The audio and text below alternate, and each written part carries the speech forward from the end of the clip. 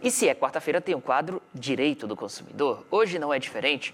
Eu recebo aqui no estúdio da TVCI, no Bom Dia Litoral, o doutor Maurício Vitor, ele que é especialista em Direito do Consumidor e vai trazer importantes esclarecimentos para o público de casa. Doutor, muito bom dia, é sempre um prazer enorme tê-lo aqui. E hoje a nossa conversa vai ser pautada numa mudança dos produtos que são oferecidos para a população, principalmente aqueles que a gente compra com certa periodicidade. Por exemplo, pneu do carro. A gente, de tempos em tempos, tem que trocar o pneu do carro. E muitas pessoas começaram a notar que antigamente o pneu vinha um pouco maior, vinha com uma milimetragem ali da espessura da borracha maior. Outra característica também muito comum, alimentos. O pessoal via aqui algumas barras de chocolate, antigamente tinha 200 gramas, agora tem 180 gramas. Alguns outros produtos, o próprio papel higiênico também inferior. Mas o preço se mantém ou até mesmo sobe um pouquinho. Doutor, como o consumidor pode se precaver em casos assim? Seja muito bem-vindo. Obrigado, Pierre. Obrigado a toda a nossa equipe. Obrigado aos nossos telespectadores. Fenômeno mundial, Pierre. Isso está acontecendo mundo afora e é uma consequência da globalização. Você pode perceber, enquanto consumidor, mais facilmente indo ao supermercado. Você vai comprar aquele tradicional chocolate, como você mencionou, e ele está em embalagens menores. Mas não é só isso. Ele, muitas das vezes, tem um aumento na composição do que chama-se de gordura hidrogenada, que é um produto para apenas complementar um determinado outro produto. Só que essa gordura é muito mais barato que, por exemplo, o cacau. Então, o chocolate que vinha com 50% de cacau e 50% de outros produtos, hoje, ele atende minimamente à legislação nacional, que exige 25% de chocolate, de cacau, né, no chocolate. Ou seja, está se preenchendo aquele conteúdo com algo mais barato, o que deveria ter o reflexo direto num preço menor ao consumidor. Mas não é isso que acontece. Isso o consumidor vai poder ver em outros produtos. Um pouco pela nossa legislação ser um pouquinho mais elástica. Um exemplo prático do chocolate, nos Estados Unidos exige-se 75% de cacau. Na Europa, pelo menos 50%. Ainda assim, também há essa transformação lá. Claro, se é 75% de cacau, hoje já se preenche 25% com outro produto. Mas no Brasil, que é 25% do cacau, foi se elastecendo isso como forma, em tese, de manter preço. O que a gente, indo ao supermercado, indo a uma mercearia, não percebe, Pierre. Pois é, e aí acaba atrapalhando o próprio dia a dia do consumidor, que precisa adaptar o seu paladar, porque afinal de contas é inegável que aquele chocolate que a gente comia 10, 15 anos atrás era muito mais saboroso do que o chocolate de hoje em dia. E a gente está falando de chocolate, mas a gente pode pegar aqui outros exemplos, como um exemplo que você trouxe durante o intervalo, que é a manteiga, né? Trazendo ali a informação de mudança do conteúdo no rótulo. É importante que o consumidor fique atento sempre àquelas informações. Eu sei que muitos não têm o hábito de olhar, eu sei que muitos não têm o hábito de sempre conferir as informações do rótulo, mas é importante dar uma olhada, né, doutor? Exatamente isso, Pierre. A você que está em casa, o consumidor, hoje não dá mais para chegar na prateleira, pegar o produto e levar. Leia o que está na embalagem, porque eles estão mudando constantemente. Falamos agora da manteiga, né? Está misturado lá no balcãozinho onde tem as manteigas, um produto que já não é mais manteiga, é produto com manteiga e tem a gordura hidrogenada. Você vai nos biscoitos e antigamente você tinha um biscoito sabor chocolate, um biscoito de chocolate. Hoje você encontra o biscoito sabor chocolate. Se vai pegar a embalagem anterior e a atual, elas são quase iguais, de modo a iludir mesmo o consumidor. Mas, no entanto, a antiga dizia biscoito de chocolate, hoje sabor chocolate, também utilizando essa mistura da gordura hidrogenada. O fato é, Pierre, que isso é sim uma infração ao direito do consumidor, porque as informações precisam ser claras, né? O consumidor precisa saber o que está comprando. E, em especial, quando há essa mudança na composição na quantidade. Essas informações deveriam estar claras. Fica o alerta para os órgãos que atuam na defesa do consumidor. Os PROCONs, os Ministérios Públicos, né? A Secretaria Nacional de Direito do Consumidor, porque essa dinâmica tornou-se muito veloz. Então, esses órgãos precisam aumentar a sua estrutura para poder atender a fiscalização necessária. Mas o mais importante é a nossa participação de consumidor. Nós temos que observar isso e denunciar.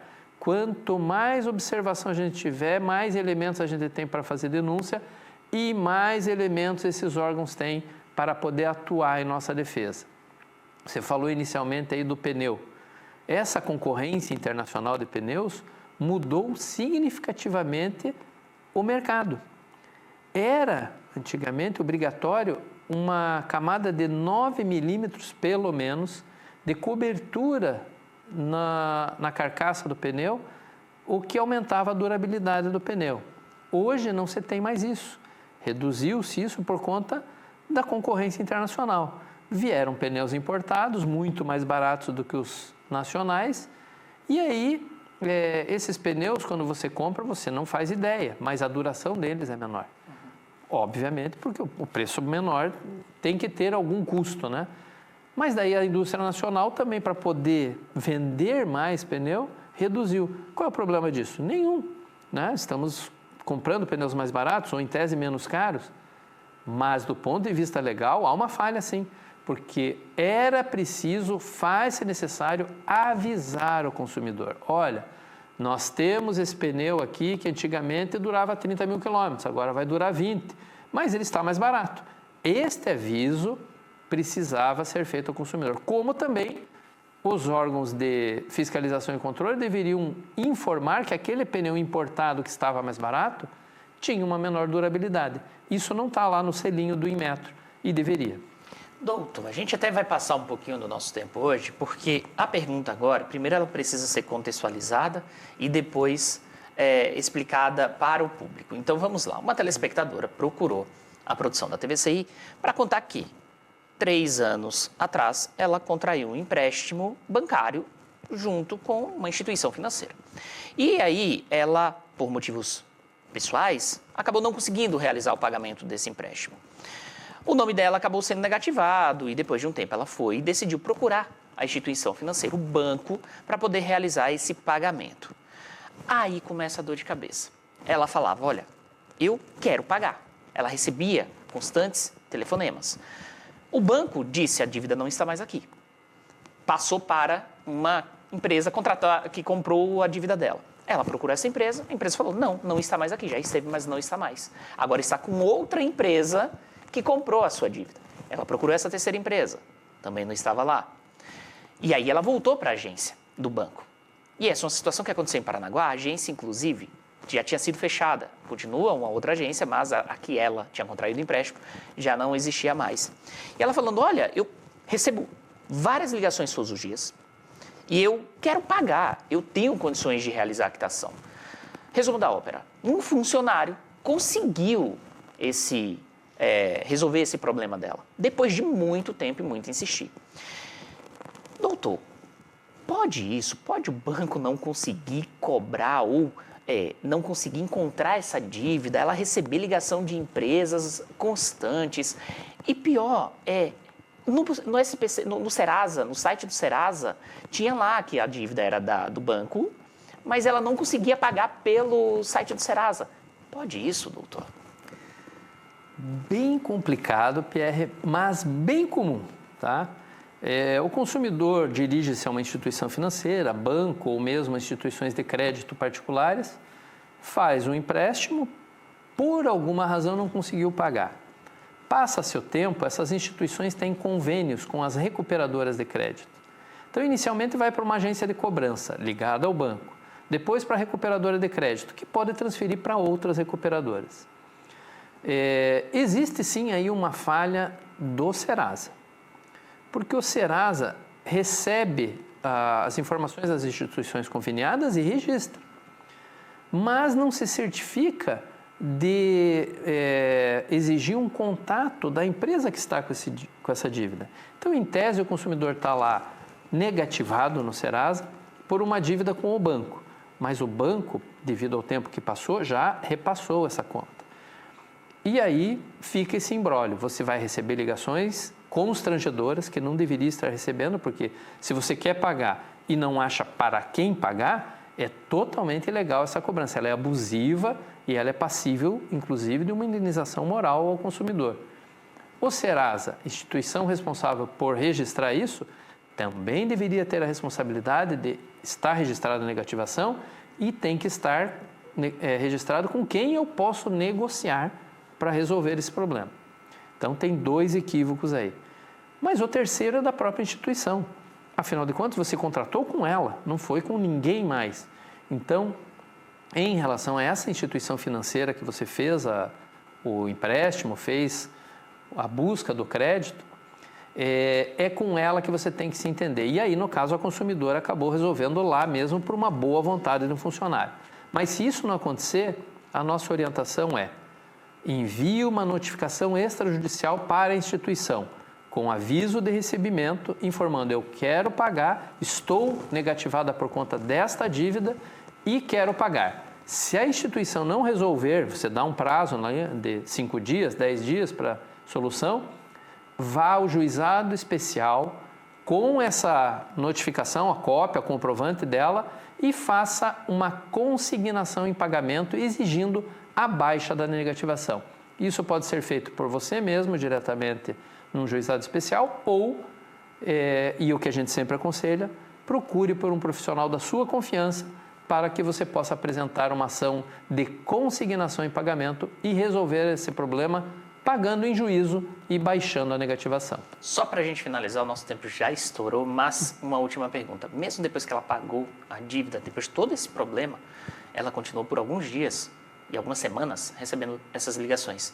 Cabe processo, doutor? Certamente. Registre. Essas ligações já seriam abusivas e indevidas antes. Depois do adimplemento, muito mais. Então, faça os registros. É aquilo que a gente sempre diz e vamos insistir aqui. Não deixe de registrar. É chato? É. Às vezes parece aborrecido? Parece. Mas isso faz com que você reaja no mercado de consumo devido aos registros que você fizer, a prova que você tiver. E torna mais saudável todo o mercado. Se a gente não faz isso, vai deixando passar, a gente vai sendo vítima desses abusos cada vez mais. Doutor Maurício Vitor, muito obrigado pela participação aqui no Bom Dia Litoral. Um abraço, até a próxima semana. Obrigado mais uma vez, Pierre. Obrigado a toda a nossa equipe e aos nossos telespectadores, muito especialmente, um obrigado por essa participação que nos possibilita trazer orientações para que todos nós possamos agir melhor no mercado de consumo e tornar cada vez mais com sentido a nossa participação aqui.